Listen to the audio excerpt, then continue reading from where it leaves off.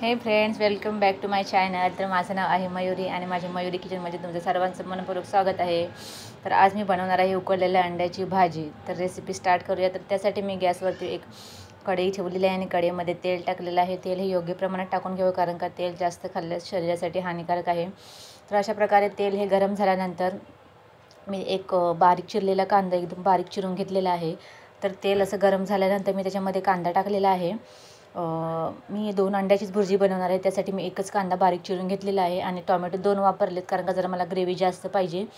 तर त्यासाठी मी कांदा टाकून घेतलेला आहे. तो मस्तपैकी पलिताने ढवळून घेत आहे. तर मित्रांनो, तुम्ही जर जास्त अंड्यांची भुर्जी बनवत असाल तर त्यासाठी तुम्ही जास्त कांदा यूज करा.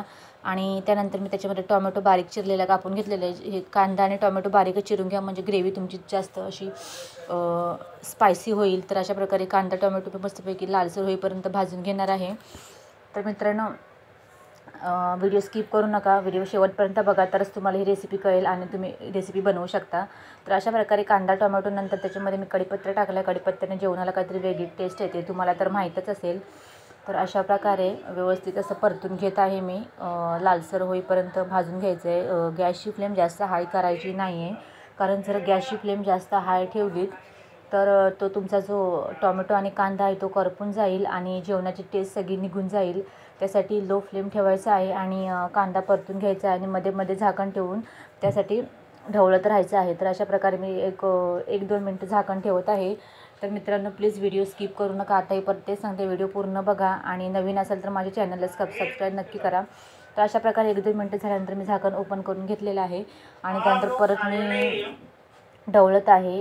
अशा प्रकारे व्यवस्थित ते मॅश करून घ्यायचं आहे लालसर होईपर्यंत. जास्त करपट ठेवायचं नाही आहे. अशा प्रकारे मी व्यवस्थित ढवळून घेत आहे. तर मित्रांनो, जास्त गॅसची फ्लेम हाय ठेवायची नाही आणि हे मिश्रण सारखं ढवळतच राहायचं, कारण का जर ते एकदा करपलं, कढईला चिकटलं तर पूर्ण भाजीची टेस्ट निघून जाईल आणि मसाला करपून जाईल.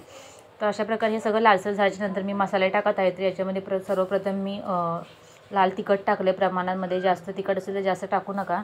नंतर मी गरम मसाला टाकला आहे. एव्हरेस्टचा गरम मसाला यूज करते मी. आणि हळद टाकले आणि याच्यानंतर मी मीठ टाकणार आहे चवीप्रमाणे. मीठ हे मी फोडणीवरती टाकते, कारण का त्याला जरा वेगळी टेस्ट येते. तर अशा प्रकारे प्रमाणामध्ये मीठ टाका. जास्त प्रमाणात मीठ टाकलं तर तुमची भाजी ही खार होईल. तर अशा प्रकारे सर्व मसाले टाकून घेतलेले आहे आणि मी मस्तपैकी पलिताने परत ढवळून घेत आहे. तर आतासुद्धा गॅसची फ्लेम हाय करायची नाही आहे, लो फ्लेमवरतीच करायचं आहे. तर मसाले व्यवस्थित तुम्ही ढवळून घेतले तरच तुमची भाजी चांगली लागणार आहे, कारण का मसाला जर मध्ये मध्ये कुठे राहिला तसाच तर भाजी तुमची टेस्ट येणार नाही. तर अशा प्रकारे ही ग्रेव्ही अशी चांगली मॅश आणि स्पायसी झाली पाहिजे. कच्चा टोमॅटो आणि कांदा राहायला नाही पाहिजे. तर अशा प्रकारे मी आता थोडा वेळ परत 1-2 मिनटं झाकण ठेवणार आहे. तर झाकण ठेवलं आहे. तर मित्रांनो, तुम्हाला जर माझा व्हिडिओ आवडला तर माझ्या चॅनलला सबस्क्राईब करा, शेअरही करा व्हिडिओ. जर रेसिपी आवडली तर तुम्ही रेसिपी बघा आणि तुमची रेसिपी कशी होईल तेही मला सांगा टेस्ट करून. तर अशा प्रकारे मी झाकण काढलेलं आहे आणि आता परत थोड्या वेळाने चमच्याने ढवळून घेत आहे. तर अशा प्रकारे मी आता 2 अंड्यांची भुर्जी बनवत आहे. तर त्यासाठी मी 2 अंडे बारीक चिरून घेतलेले आहे आणि याच्यामध्ये मी एक मॅगी मसाला टाकत आहे, कारण का मॅगी मसाल्याने जेवणाला टेस्ट छान येते. तर मित्रांनो, मॅगी मसाला तुम्ही टाकून बघा, जेवण खूप छान होतं. तर अशा प्रकारे मॅगी मसाल्याने मी व्यवस्थित टाकल्यावर मी व्यवस्थित ढवळून घेत आहे. आणि अशा प्रकारे हे मॅगी मसाला झाल्यानंतर मी जरा लो फ्लेमवरती मसाला व्यवस्थित शिजायला देणार आहे. आणि याच्यामध्ये मी थोडंसं मीठ टाकणार आहे, कारण का मीठ थोडं कमी झालं. टेस्ट करून मध्ये मध्ये बघत जावा. मीठ थोडं कमी झालं त्याच्यामुळे मी मीठ टाकत आहे. आणि अशा प्रकारे परत मी व्यवस्थित ढवळून घेत आहे. आणि आता मी याच्यामध्ये अंडी बॉईल केलेली टाकणार आहे. अशा प्रकारे व्यवस्थित बारीक चिरून घ्यायची. अंड्यामधली जी गार आहे तीसुद्धा व्यवस्थित राहिली पाहिजे. ती एकदम मॅश झाली तर अंड्याच्या भाजीला काही टेस्ट राहणार नाही. अशा प्रकारे व्यवस्थित ढवळून घेत आहे भाजी.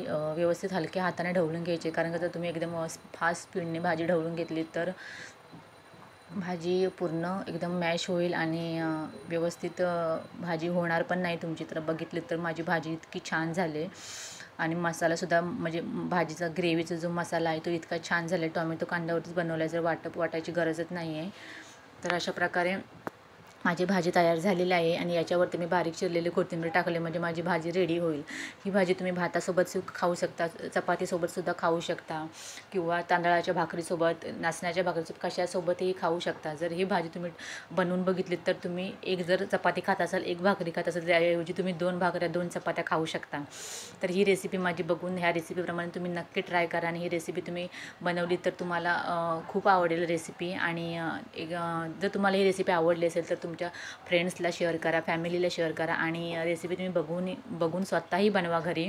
तुम्हाला खूप आवडेल. आणि माझा जर व्हिडिओ तुम्हाला आवडला असेल तर माझ्या चॅनलला सबस्क्राईब करायला विसरू नका. आणि जर तुम्हाला जर शेअर करायचं असेल व्हिडिओ तर प्लीज तुमच्या फ्रेंड्स लोकांना शेअर करा. तर बघितली तर भाजी खूप छान झालेली आहे. तर मित्रांनो, माझ्या चॅनलवरती कोण नवीन असेल तर प्लीज माझ्या चॅनलला सबस्क्राईब करा आणि व्हिडिओला लाईक करा. काही नवीन रेसिपी तुम्हाला हवी असेल तर मला कमेंट्स करून नक्की सांगा. त्या रेसिपी मी बनवायचा प्रयत्न करेन आणि यूट्यूबला शेअर करेन.